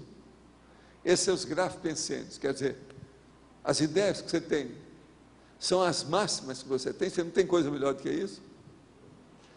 Outra coisa, você já fez alguma experiência de dormir bem cedo, acordar bem disposta, comer alguma coisa e depois ficar com tábula rasa na cabeça, limpar tudo que você puder e pegar aquele texto todo de novo, como se você estivesse vendo a primeira vez? Agora, fazer isso depois assim de 15 dias sem pegar no texto. Isso vai te ajudar demais. Tudo são módulos, são técnicas. Eu já tenho um monte de técnica nesse nosso verbete que a gente fala disso. Eu ainda vou publicar mais, tem muito mais ainda para publicar. Em matéria de comunicação e coisa escrita. Por isso que eu falei que a comunicologia é uma das especialidades mais sérias que nós temos aqui, que atinge um amplo universo do nosso processo conscienciológico. Da mesma forma, eu fiquei pensando no fluxograma, mas na comunicação oral, porque assim, a gente vê que o que mais ocorre é a gente falar uma coisa, a pessoa entende outra ou vice-versa. Por quê? Né? Porque a pessoa está fadigada, ela está precipitosa, ela é impulsiva para falar. Falar é uma coisa, palavras o vento leva, não é isso? Principalmente a falada. Agora, é um perigo. Eu, por exemplo, eu falo demais, você já viu, eu tenho a vitrolite, que é aquela doença aguda, entendendo, de infecção da agulha de vitrola, que foi diretamente na veia comigo, né? Na veia não, foi na artéria. Então eu tenho a vitrolite, mas veja, como é que eu vou fazer a tertúlia sem falar? Já pensou se fosse aqui tudo? Não adianta, eu tenho que falar. Agora veja, nessa fala, eu observo o que eu falo. Por exemplo, você acha que eu falo muita batatinha, ou muita batatada, ou muita batatolândia? Quer dizer, você acha que eu sou mais batatófilo do que batatolândia? Como é que eu sou? Entendeu? Isso tudo tem que ver. O batatófilo, esse é que a gente precisa de ser. Batatófilo é uma expressão da década de 40, 50 no Brasil, no interior, eles falam, não é batatófilo, quer dizer, 100%. Quer dizer, que gosta da batata. Não é batatada, é o contrário da batatada. Entende? Agora, o problema nosso aqui é ver isso. Por exemplo, eu aqui, às vezes, eu falo em determinadas coisas, mas tudo de caso pensado. Por exemplo, às vezes eu respondo as coisas com muita concisão. E você sabe, eu sou uma pessoa que não tem preguiça de escrever as coisas longas. Olha meus livros de 1584 páginas, eu tenho 3 aí. Então, eu não tenho preguiça para isso. E por que aqui eu sou conciso? Que é por causa do tempo. Eu tenho que aproveitar o tempo, porque senão o negócio não dá certo. A gente nunca sabe quantas perguntas que vêm. Já teve aqui, dessas várias, que eu respondi entre o povo daqui, o de fora, 45, 46, 48 perguntas em 2 horas. Fora o debate do verbete. Está entendendo? Para isso, eu tenho que economizar o tempo. Senão o negócio não dá certo. Agora, outra coisa. Quando tem menos gente, do jeito que nós temos agora, porque essa fase agora é das vacas magras, devido à febre suína. Ela vai diminuir o povo. Eu já tinha que calcular desse. Esses próximos meses nós vamos ter menos gente. Quando é assim, é mais fácil. Vocês veem que de vez em quando eu pego um assunto que é mais sério e demoro mais, eu estendo para explicar, que agora já está dando, está permitindo isso. Hoje, por exemplo, nós temos até agora 13 perguntas que mandaram de fora. Entende? Agora, outra coisa. O que não adianta muito é que os verbetes não mudam, porque os verbetes que eu tenho trazido estão todos mais densos. Esse aqui está com 4 páginas. Ele tem 12 máximos. Isso faz a pessoa pensar. Por exemplo, qualquer um que for entender o que a gente está falando por máximo, vai entender que quando um texto tem muitos máximos, é porque é um texto abrangente. Aquela ideia, ou ela é muito popular, ou ela foi estudada com mais profundidade. Você está entendendo o que eu quero dizer? Então, tem verbetes superficiais e tem verbetes mais profundos. Isso tudo tem que ser estudado. É a avaliação do processo, não tem outra saída. Agora, eu ainda vou trazer muita coisa falando da enciclopédia, dos verbetes, das sessões, das palavras, da comunicação. Um deles que eu vou trazer para vocês, que eu considero sério, é a enciclopediometria. Está entendendo? Esse é muito sério. Mas esse ainda não está ainda não incluí aqui nos 1310. Ainda tem que colocar ainda. Sabe, mas esse aí é sério. Que é o processo. Porque sobre a enciclopédia nós já temos algumas coisas, mas não tem tudo. Agora, uma coisa muito séria que tem, no problema que eu estava falando aí da comunicação, é a hora, por exemplo, que eu tenho aqui o meu índice. Por exemplo, aqueles verbetes que nós distribuímos aí, dividir, etc., tal, tem 1000 verbetes. Esse aqui tem 310 a mais, são 1310. Agora, se você pegar, você pode pegar pelo índice e classificar as seções que elas se repetem e mexem na questão da batopensanidade, mas positiva. Então, é um monte de condições, por exemplo. Só de escala, tem 4 escalas até agora que eu já publiquei. E por aí vai. Tem um monte de condições assim, que você pode observar aqui dentro. Processo, por exemplo, de hiper alguma coisa, hipo alguma coisa, que é o processo dos prefixos. Você pode olhar, então, um monte de condições. Por exemplo, impossibilidade cognitiva, impossibilidade holossomática, impossibilidade natural. Tudo estuda a impossibilidade com nuances. Você está entendendo o que é? E assim, é um monte. E tem muito mais coisa ainda para eu trazer. Por exemplo, interação, análise, síntese. Interação dos recebimentos. Interação, essência, acidente. Interação evolutiva. Aqui tem 4 interações. Agora, o que se passa?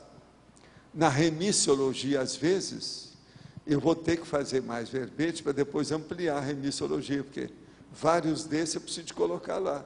Senão a pessoa vai ver um só e às vezes tem mais 4.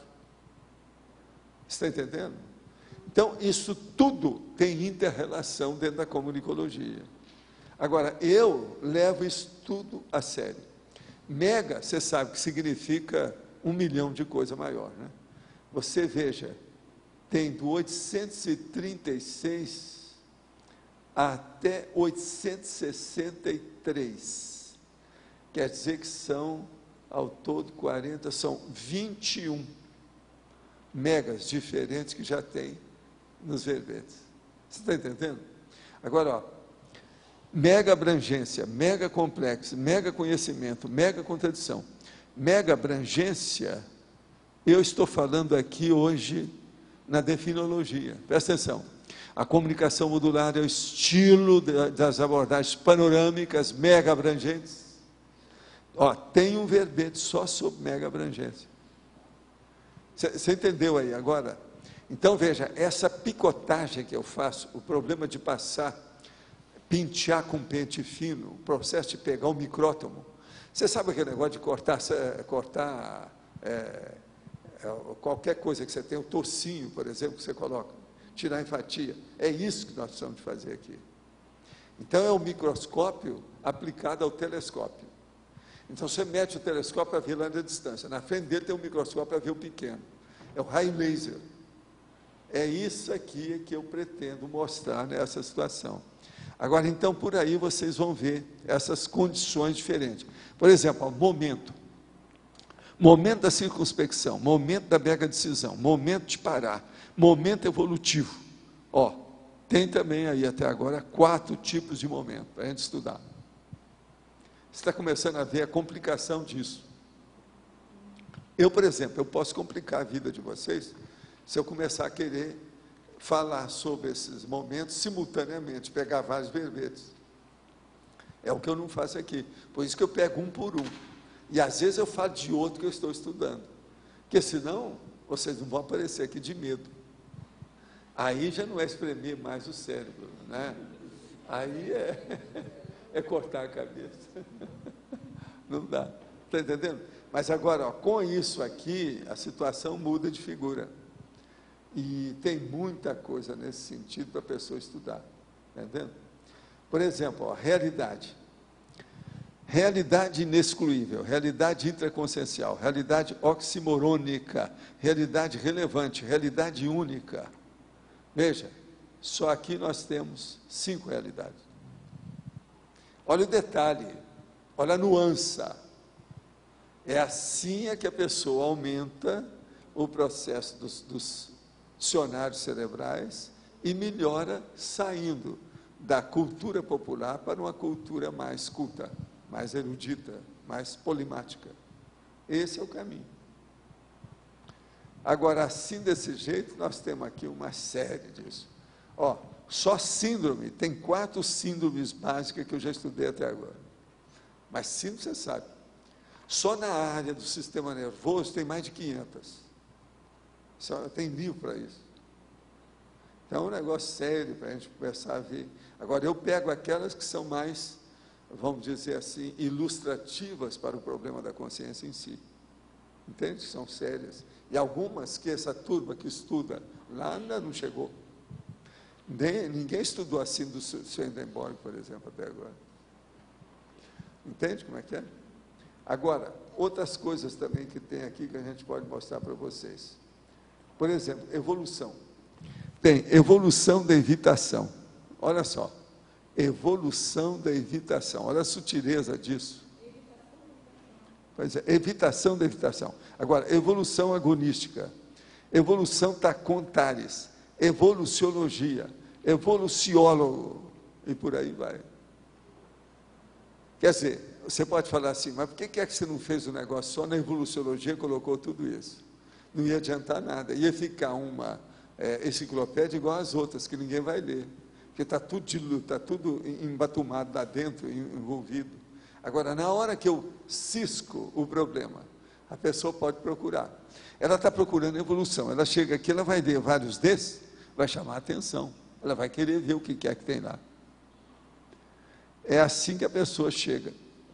Não tem outro jeito. Chega a ampliar o seu dicionário cerebral. Agora, ó, com isso eu não estou falando, por exemplo, consciência e consim, tem um monte, mas isso é normal para estudar conscienciologia, tem que ter, é o que tem mais aqui, né? Consim. Agora, existe assim determinadas abordagens que não são tão comuns, mas que nós já temos muitas abordagens. Que não... Por exemplo, a questão dos bancos. Vocês lembram o tanto de banco que nós estudamos aqui, um depois do outro?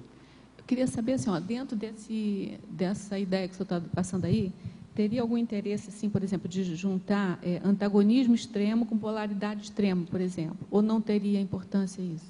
Às vezes é importante, sim. para você classificar a situação, vale. Eu, às vezes, faço isso. É importante também, né?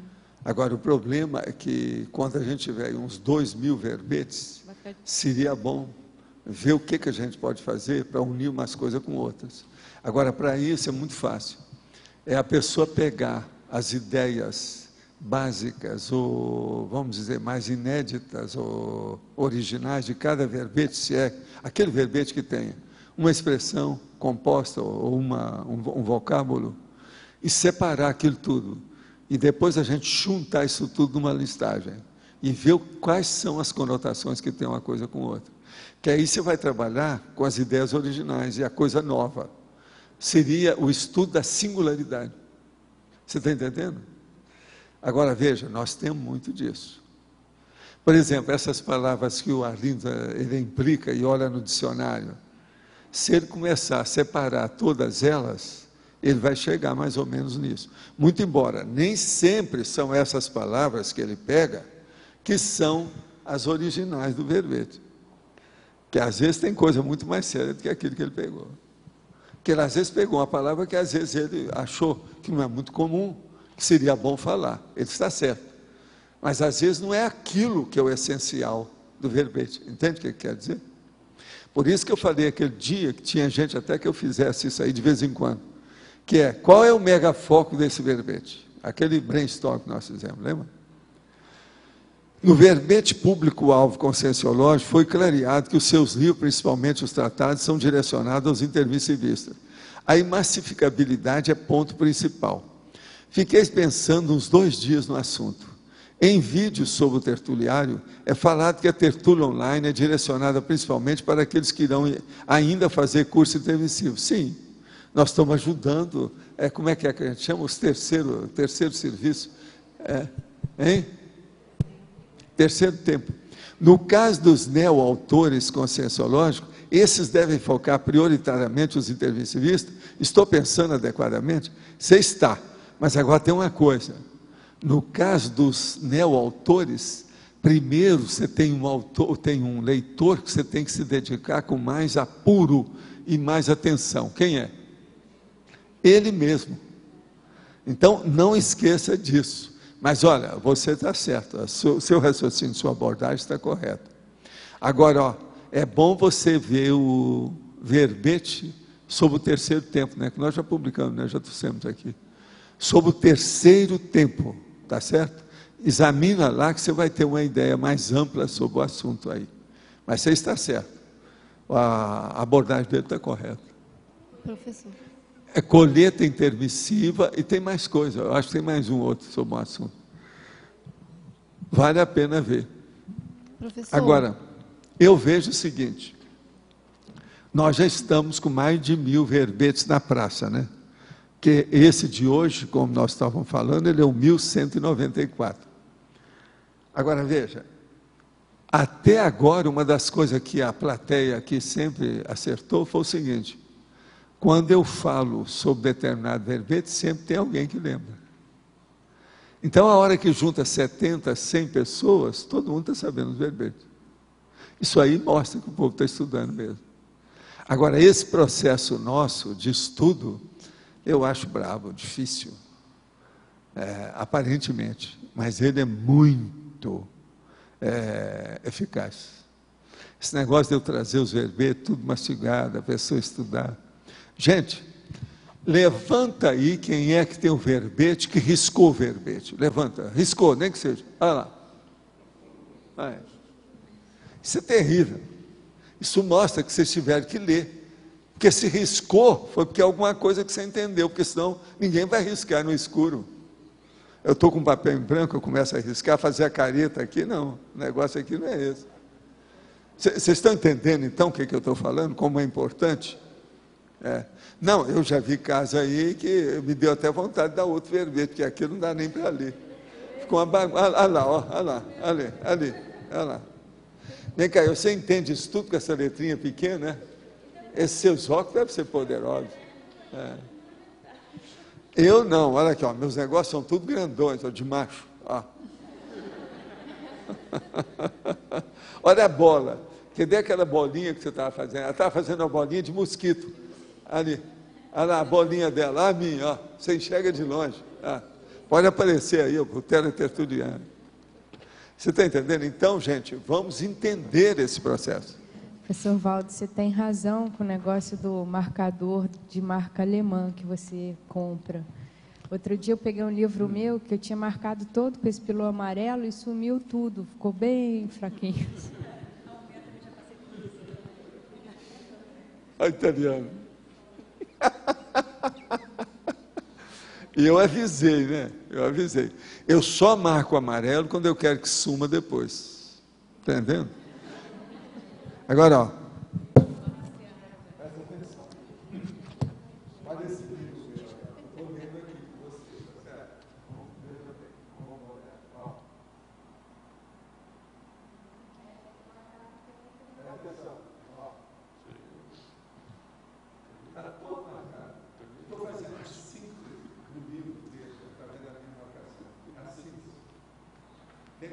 Como se eu estivesse apostilando o livro.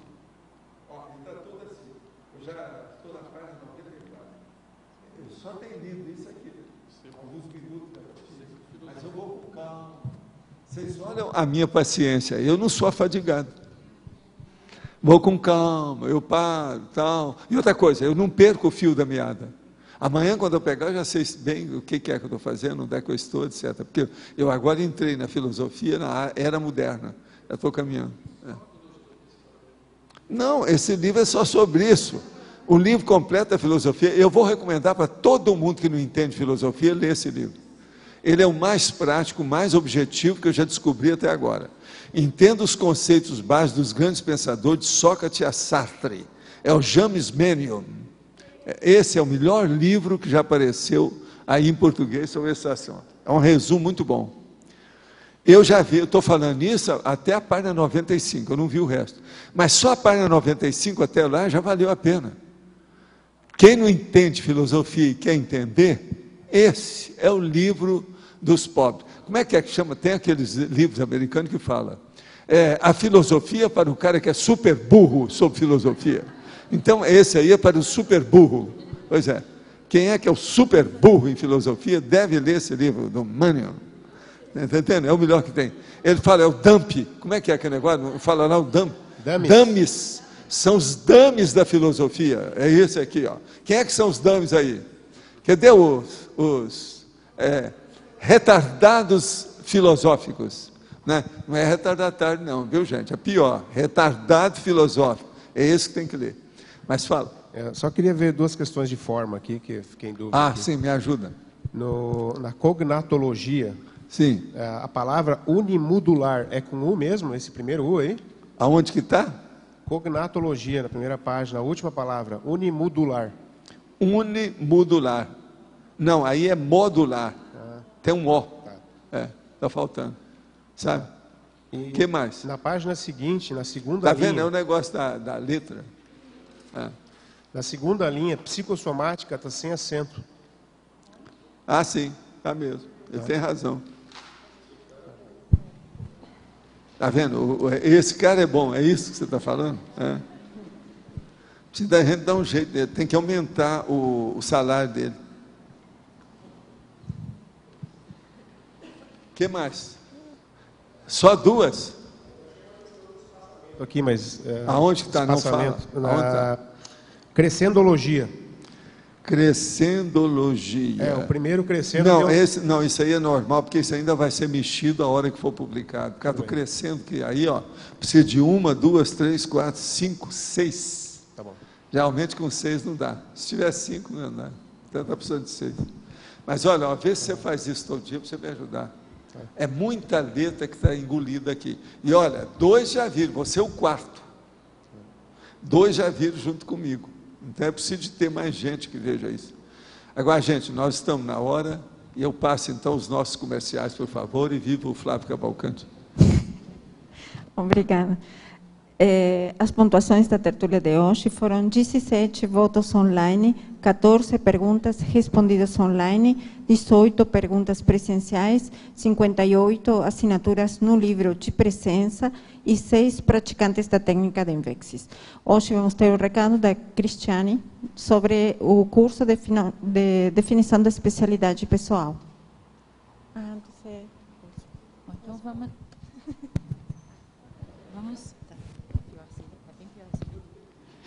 Vamos a votação. São 20 verbetes novos, então. Todos têm papel? Vamos lá. ACPIP. Aglutinação. Alternância de tarefas. Autoconsciencialidade. Autoidentificação somática. Automegatrafarismo. Campo energético. Confrontação urbanística. Duplismo libertário. Exposição pública. Lucidologia. Megafenomenologia. Megatrafar explícito. Meio de sobrevida. Minifalha. Olhar de fraternidade. Preferenciologia. Pré-intermissivista. Quintessência evolutiva. E realidade relevante. Boa tarde a todos. O meu convite é para o curso Definição da Especialidade Pessoal. O objetivo é auxiliar os interessados a descobrir a sua especialidade de Proexis. O curso consta de uma equipe interdisciplinar com professores da Apex, da Consus e do CAEC, com acompanhamento de consciencioterapeutas. O curso vai ser realizado em 4 módulos. O primeiro é da conscienciometria, nos dias 30 e 31 de maio. O segundo, a parasociometria, nos dias 27 e 28 de junho. O terceiro módulo da Proexis, no dia 1º e 2 de agosto. E o último módulo de autodefinologia, no dia 19 e 20 de setembro. Esse curso, a gente começou a divulgar na semana passada, nós só temos 20 vagas, 12 vagas já estão preenchidas, só faltam somente 8 vagas. Das 12 vagas preenchidas, é importante ressaltar que nós temos 3 duplas evolutivas entre esses 12 alunos. Obrigada. Maiores informações na recepção.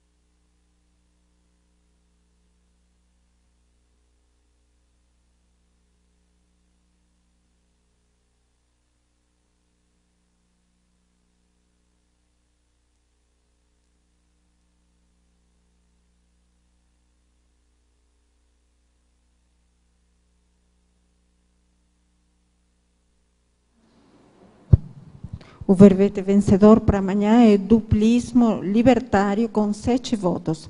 Obrigado e boa tarde.